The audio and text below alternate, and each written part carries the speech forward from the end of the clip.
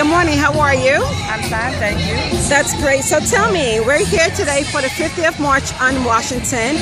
What does it mean to you to be here today? It's historical for me. As I was thinking this morning, reflecting, even though it's raining, I thought about my grandmother having to actually work in the sun from sun up to sundown, and she really didn't have a choice. Today's a choice for me, and she did that because she wanted me to have a better life. And so I stand here today reflecting on how far we've come and yet how far we have to go, and thanking God for the in-between. That's awesome. So today the president will be speaking. What do you think he's going to talk about today?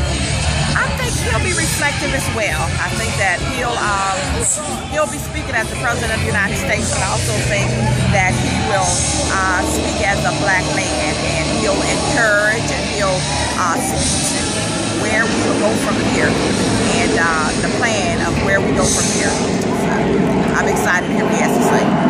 That's wonderful. So did you imagine that when you were a young girl that we would be here today with an African-American president?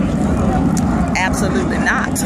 As a matter of fact, I didn't even believe I would be here today, coming from Alabama, a little bitty town, and playing in the dirt and just not ever realizing where I could go at that point. But as I said, my grandmother marched in the March to Selma. She was very active in getting voters registered, but she was doing all that for me. And so then now I'm able to see the future, to see where God has brought me from, and it is a tremendous journey. All right, and how do you feel about this in terms of women empowerment? What does it do for women? Well, I think that we have been suppressed as well as blacks individually, so we have a whole different kind of experience going on. It's kind of like we're black and we're women, and so there are different suppressions on both sides. And so today, it's about the fact that I can stand here, stand this close. It says that I am beginning to be who God created me to be, with no limitations, neither male nor female.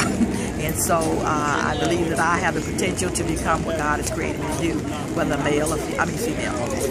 Okay, and what's your favorite scripture? Romans 8:28. And I know that all things work together for the good of those who love God and call according to His purpose.